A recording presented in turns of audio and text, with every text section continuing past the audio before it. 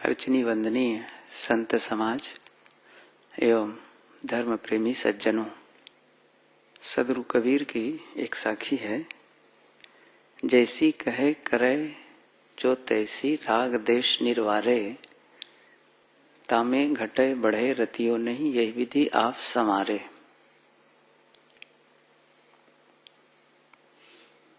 अंतिम में साहब कहते हैं यही विधि आप संवारे, अपने आप को संवारना है।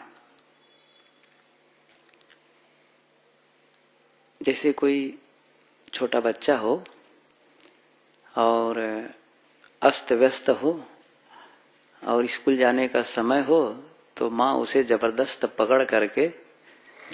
पकड़कर उसे संवारती है, उसके बाल को संवारती है, उसके कपड़े को, उसके सब कुछ को संवारती, तो बच्चा सुंदर दिखने लगता है। ऐसे ही हम लोगों के जीवन को संवारना है, मन को संवारना है, तो सद्गुरु कहते हैं यही विधि आप संवारे। उसके पहले विधि बताते हैं। किस विधि से? पहली बात कहते हैं कि जैसी कहे करे पुनि तैसी, जैसा कहो वैसा करो। यह हमारे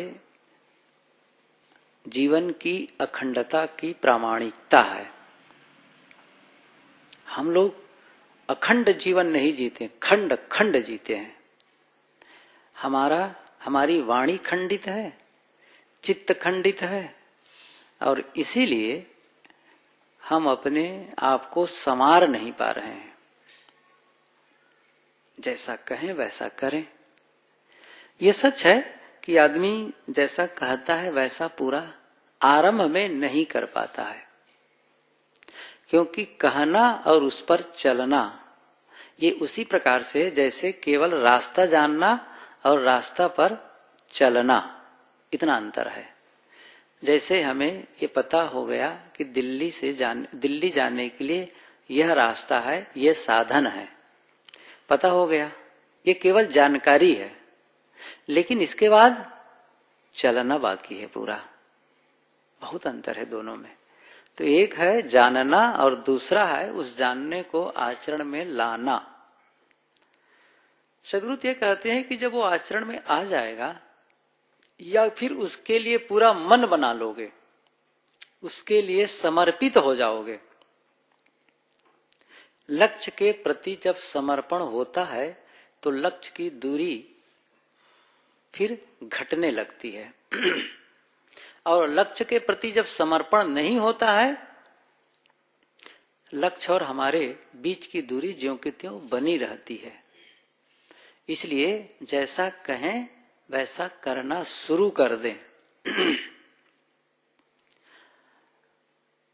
यह हमारे अखंडता का प्रमाण होगा। कहते कुछ हैं, ये तो अलग बात हुई कि हम बहुत ऊंचा लक्ष्य बनाए हैं, उस पर निरंतर चलना। लेकिन होता क्या है, कई बार हम आपस में बात करते हैं तो किसी के पास कुछ बात कहते हैं और किसी के पास कुछ बात कहते हैं। जब आदमी अनुपस्थित होता है तो उनके विषय में कुछ और चर्चा करते हैं, और जब वह आदमी उपस्थित होता है तो हम जैसी चर्चा उनकी अनुपस्थिति में कर रहे थे उनके विषय में वह बात उनसे नहीं कह पाते हैं। ये अखंडता नहीं है। हमारी प्रामाणिकता किसमें है कि हम उनकी उपस्थिति में जो बात न कह सके वह उनकी अनुपस्थिति में भी न कहें।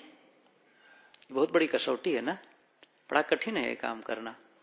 लेकिन इसके बिना हम संवार भी नहीं सकते अपने को।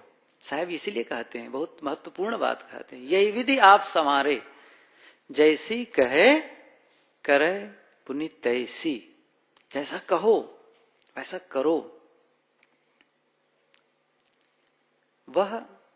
वही करो जो आप सिखाते हैं। एक छोटा सा सूत्र है, वही करो जो आप सिखाते हैं। खास बात तो हम लोगों के लिए है, चूंकि हम लोग अपने आप को उपदेष्टा मानते हैं, वैसे तो उपदेष्टा सब हैं। घर का मालिक है तो घर वालों को उपदेश करता है। कोई भी दो चार लोग बैठे रहेंगे तो कुछ अपनी सदाचार नैतिकता की ऊंची ऊंची बात कह लेते हैं, तो अन्य लोगों से कहते हैं, और जो सुनता है वो किसी दूसरे के पास कहता है। तो कहने का मतलब, अच्छी बातें तो हम सब कहते हैं, लेकिन उन्हीं अच्छी बातों को हमें जीवन में उतारना है, इसके लिए समर्पित होना है और कदम बढ़ाना है। तो मानो हम अपने जीवन को संवारने में लग गए, ये जरूरी है।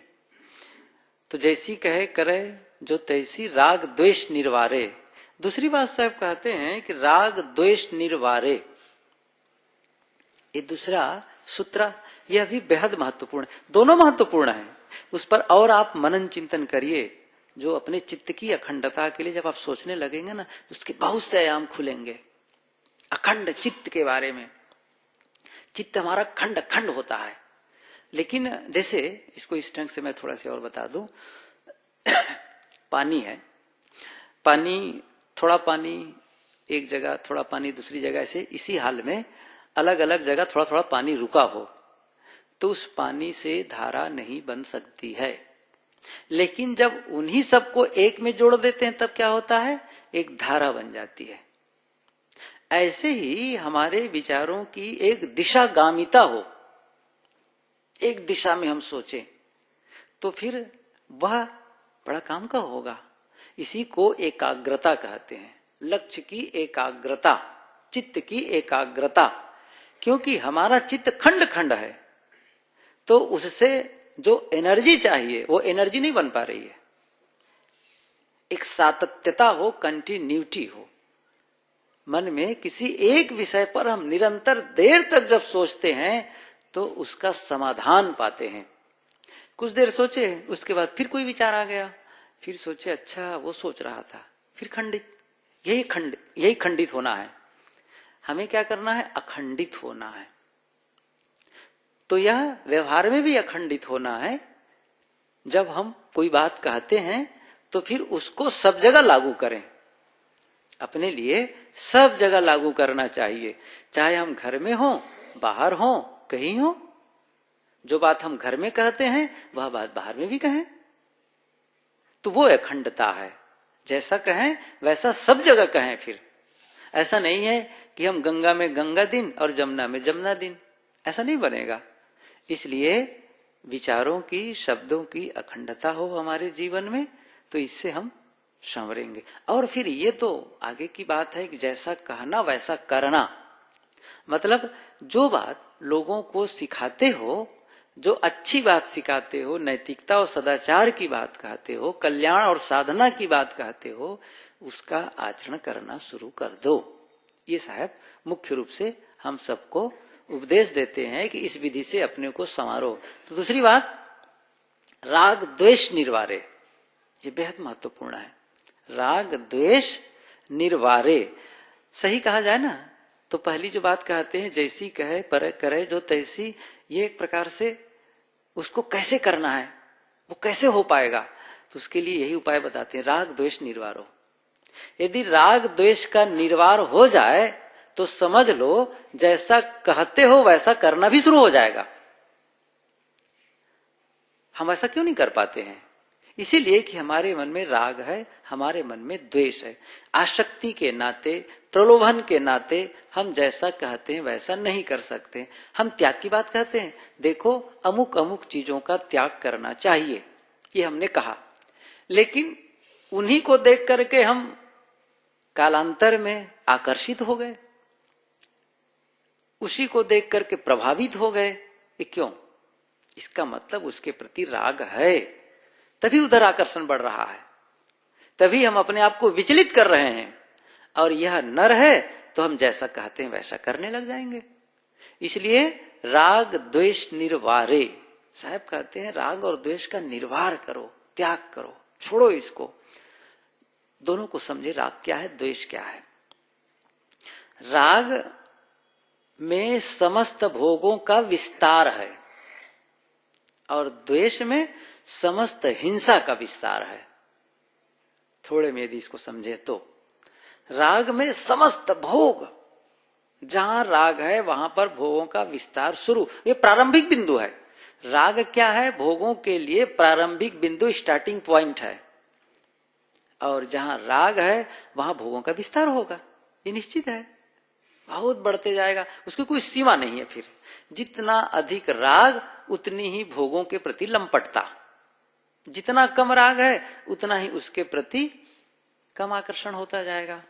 तो राग का मतलब भोगों का विस्तार राग से होता है, और द्वेष से हिंसा का विस्तार होता है। द्वेष होगा वहां हिंसा एक प्रकार से जुड़वा है, समझो। जहां द्वेष है वहां हिंसा अपने आप है। बाहर से हम स्थूल हिंसा तो नहीं करते हैं, लेकिन वैचारिक हिंसा बहुत पुराने साधक भी करते रहते हैं। ये हम अपने आप को टटोलें। वैचारिक हिंसा, सूक्ष्म हिंसा। एक संत ने लिखा है, अहिंसा के अछूते पहलू, एक पुस्तक ही है, अहिंसा के अछूते पहलू, जिन पर लोग चर्चा नहीं करते हैं, जिनका स्पर्श नहीं करते हैं, वो अहिंसा का रूप जब वह धारण होता है, उसका पालन करते हैं, तब हम सही रूप में अहिंसक होते हैं। ठीक है, स्थूल रूप से हम किसी जीव को नहीं मारते हैं, यह आवश्यक है, नहीं मारना चाहिए, लेकिन हम वाणी से हिंसा करते हैं, मन से हिंसा करते हैं, जब वह भी बच जाए तो देश से मुक्ति होगी।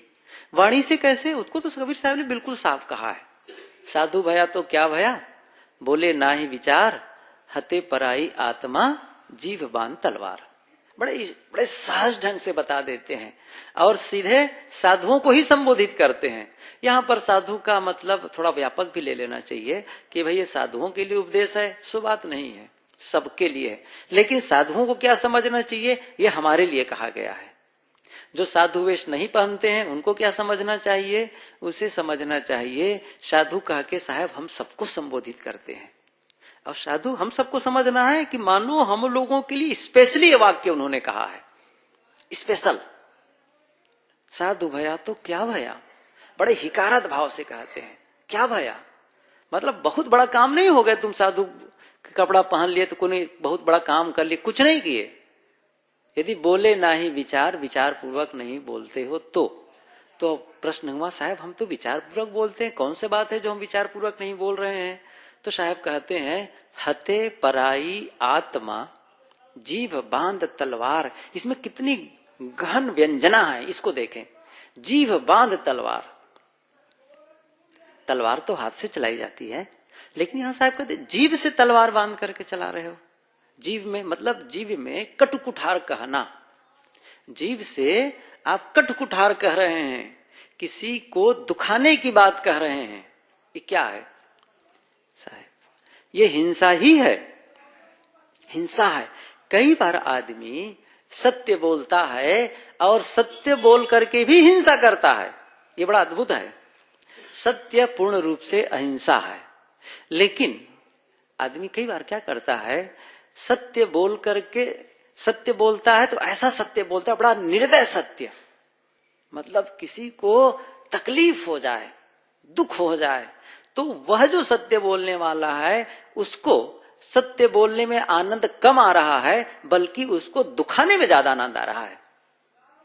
उनको लग रहा है कि जब ये सत्य बात बताऊंगा तो एकदम परेशान हो जाएगा, ऐसा भाव लेकर के जब बोलता है ना, तो वो समझ लो हिंसा करता है। आप सत्य जो हित भाव से नहीं बोल रहे हैं, इसलिए जो वाणी है उसको कहते हैं हित हो, हित हो, प्रिय हो, मित हो, कई ढंग से बताते हैं। तो सत्य हो, लेकिन वो हिंसात्मक रूप में हो, आप किसी को दुखाने के लिए बोल रहे हैं तो फिर हिंसा है, द्वेष का भाव है इसका मतलब। और जहां मन की बात है, जहां द्वेषात्मक भाव है, उसका तो बड़ा विस्तार है, बहुत विस्तार है। वो तो उस पर तो एक जब हम सोचने लगेंगे तो पता चलेगा मेरे मन में कब कब दूसरों के लिए अशुभ विचार आ जाते हैं, कब कब ऐसा आता है। ये जब आदमी अनुसंधान करेगा ना अपने आप में अकेले में बैठ करके, तो पता चलेगा उनके प्रति मेरे मन में क्या भाव जग रहा है। द्वेष भाव ऐसा तो नहीं है, किसके प्रति राग है, किसके प्रति द्वेष है, ये हमारे अलावा कोई दूसरा नहीं जान सकता है। मेरे मन में किसके प्रति मोह है, क्यों मोह है, मेरे अलावा दूसरा कैसे जान सकता है। मैं दूसरे की आंखों में धूल झोंक सकता हूं, लेकिन अपने आप को धोखा नहीं दे सकता हूं। मैं तो जानता हूं ना कि किसके प्रति मेरे में रागात्मक संस्कार उदय होते हैं और कब कब मैं उससे परेशान होता हूं। मैं जानता हूं किसके लिए मेरे मन में द्वेष भाव जगता है। उनकी याद आते ही मैं अच्छा महसूस नहीं करता हूं। कब वो अवसर आता है, कौन है वो, ये हमें ही देखना है। तो द्वेष भाव हटाना पड़ेगा, बेहद जरूरी है। जो हम विचार करते हैं ना, इसीलिए किसी भी संबंध को, परिवार, समाज, किसी भी संबंध को मधुर बनाने के लिए बाहर से हम अच्छा व्यवहार तो करें, ये ठीक है, लेकिन वो पूर्णता कब आएगी, जब हम वैचारिक परिवर्तन करेंगे। विचारों से जब परिवर्तन करते हैं, विचारों को जब बदलते हैं उनके प्रति, तब जाकर के संबंध में प्रगाढ़ता आती है।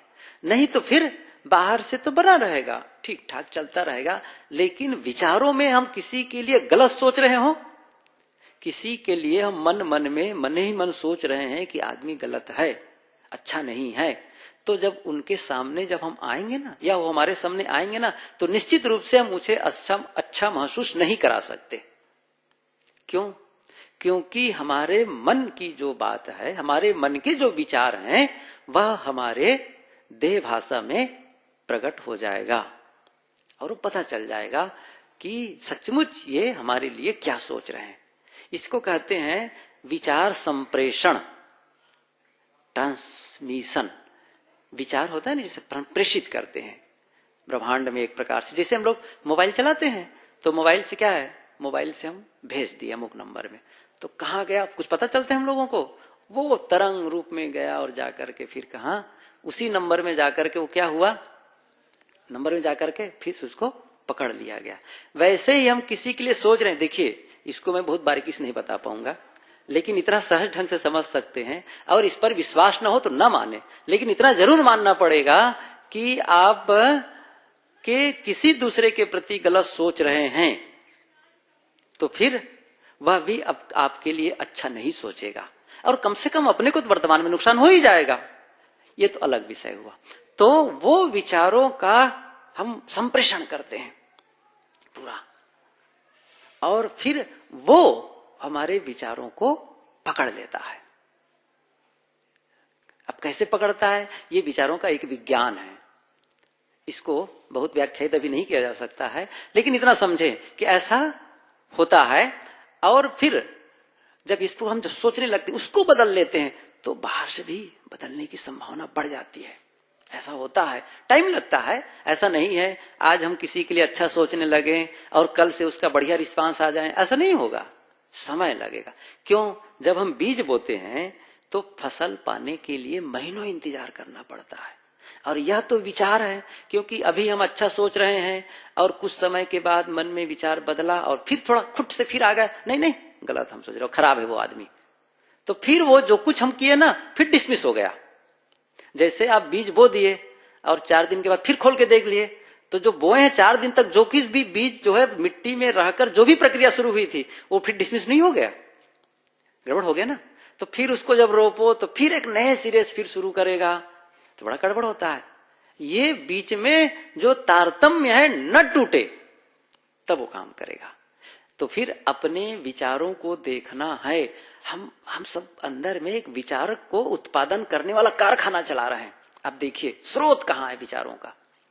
ऐसा लगता है जैसे सब के अंदर विचार पैदा करने वाला कारखाना चल रहा है, वही विचार पैदा। आप वहां जाकर देखिए कौन से विचार चल रहे हैं, कौन से विचार चल रहे हैं।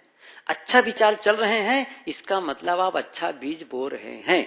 शुभ विचार, आप किसी के लिए हित के विचार सोच रहे हैं और सुंदर विचार आ रहे हैं आपके मन में, त्याग वैराग्य अनासक्ति के भाव जग रहे हैं, प्रेम के विचार जग रहे हैं, इसका मतलब आप अच्छा विचारों का बीज रोप रहे हैं।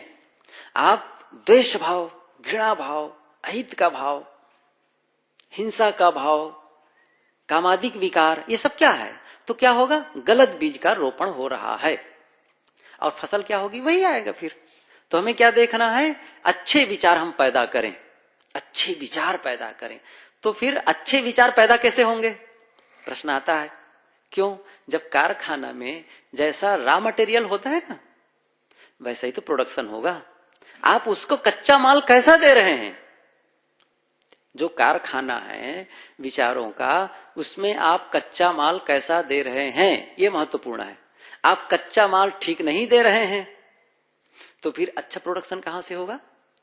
इसलिए यह काम तो जानबूझ करके करना पड़ेगा।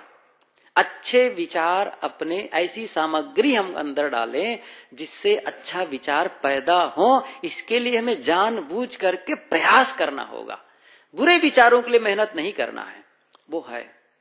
अच्छे विचारों के लिए हमें सुनियोजित ढंग से मेहनत करने की आवश्यकता है, तब जाकर के वो स्थिति आती है।